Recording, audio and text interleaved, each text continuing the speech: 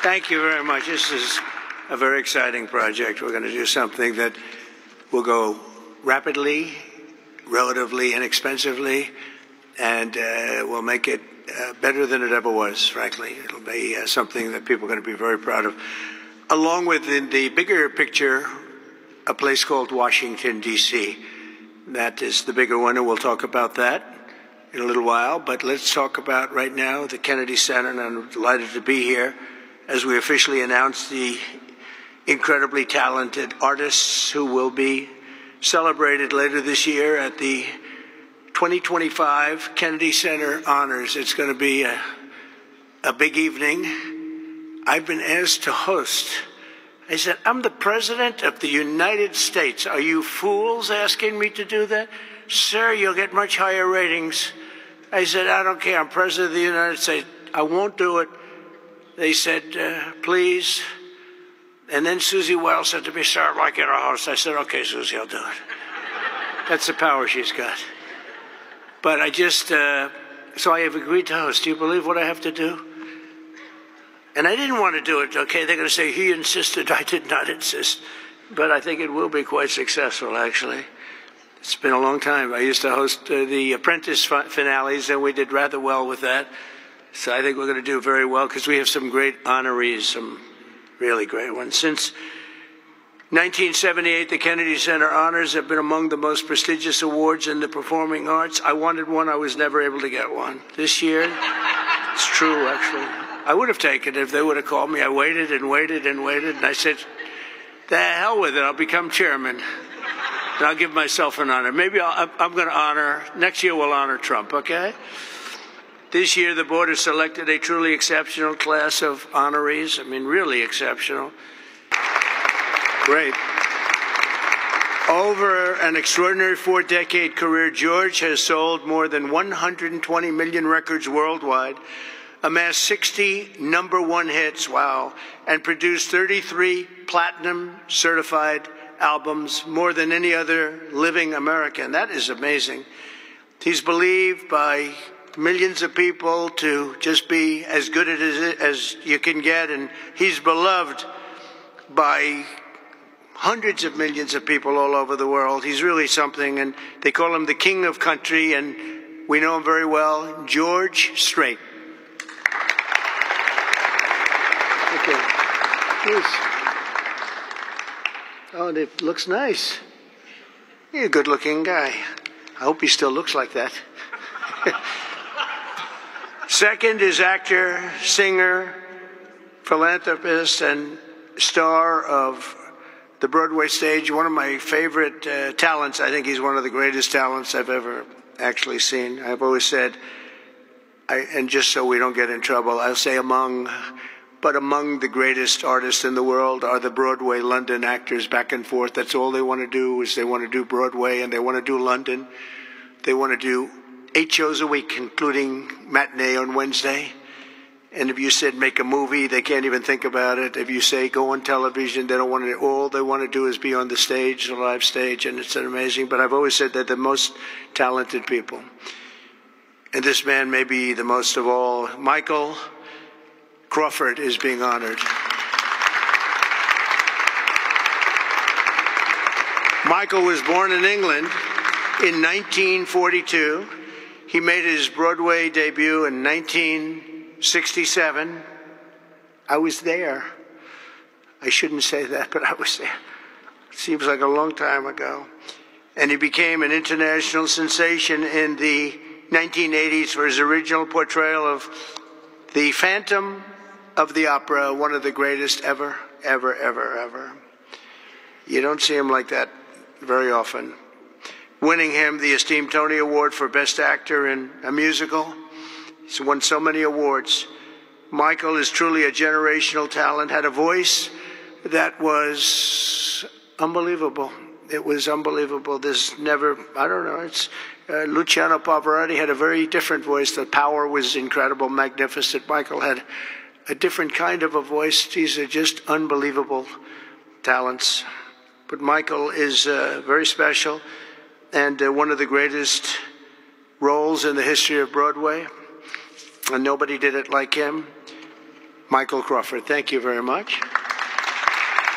Great guy.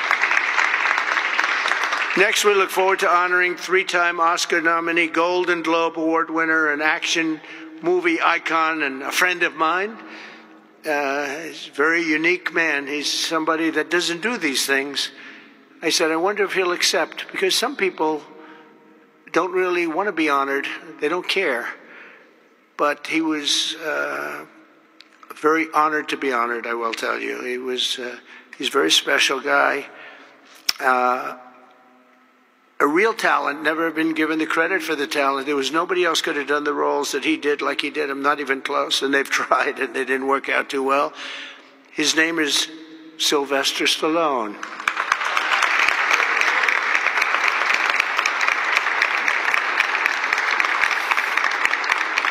So it's very few, almost, if any, people that could have taken a name and made it so incredible, like Rocky, Rambo, Creed, and others. But think of it, Rocky, Rambo, if you did one, you're good. You do two. And I'll never forget, I was a young guy, and I went to see a thing called Rambo, and it had just come out. I didn't know anything about it. But I was in a movie theater, like we used to go to movie theaters a lot. And I said, this movie is phenomenal. What the heck? And that turned out to be a monster. Rocky is Rocky. I mean, the way that happened, you know, Sly had no money, nothing, and he went around, and everybody wants to do a boxing movie. It's the most, you know, probably more than any other type of character, boxing, always boxing. It's so great. And there's rarely been anything like this one. John Voight did a great one, as you know. Champ, great.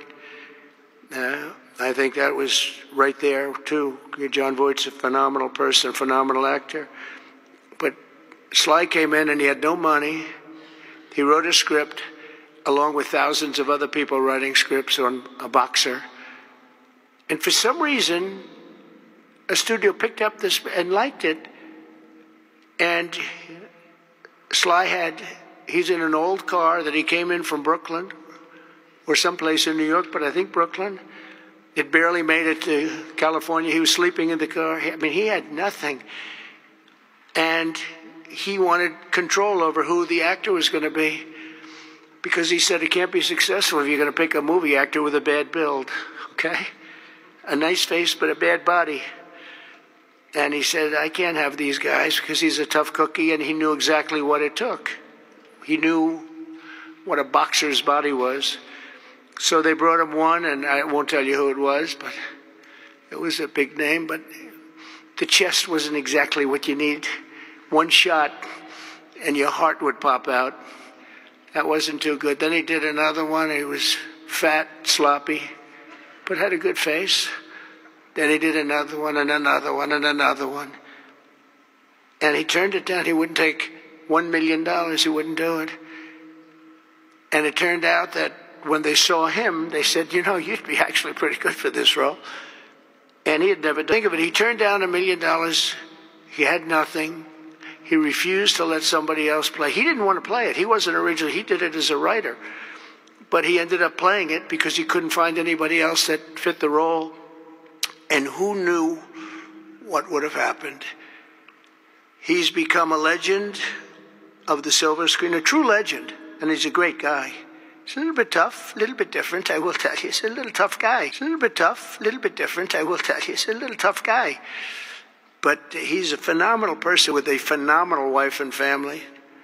Incredible wife. His film's grossing more than $7.5 billion, which is either a record or very close to it. I can't imagine anybody doing more. If you add up Rambo and Rocky and these others, I can't imagine anybody doing much more. 7.5 billion worldwide over the course of 6 decades. And Sly is a pillar of the really American pop culture and a Hollywood superstar like few others, and one of the biggest names on the Hollywood Walk of Fame. In fact, the only one that's a bigger name on the Hollywood Walk of Fame, they say, is a guy named Donald Trump. I'm on the Hollywood Walk of Fame too, if you can believe that one. But he's amazing. He's really amazing, and he's actually a great actor. Fourth will be together celebrating one of the most revered singers of the American disco era, Gloria Gaynor.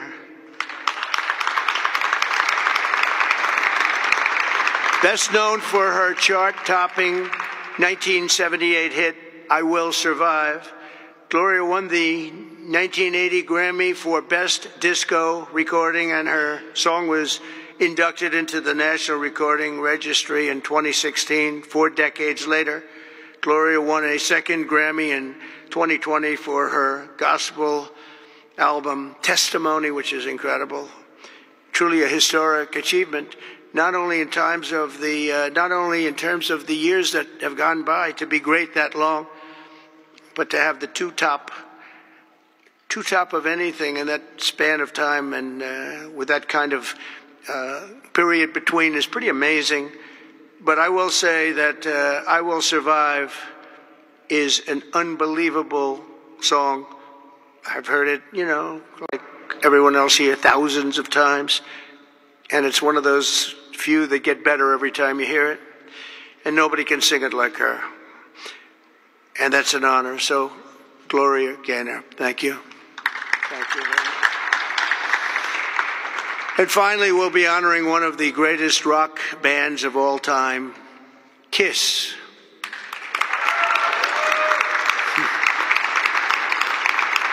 So Kiss was formed in 1973 in New York City by Stanley, Gene Simmons, Ace Frehley, and Peter Criss. Kiss became a global phenomenon, sold more than 100 million records worldwide, and produced 30 gold albums and lots of other things they produced. They made a fortune.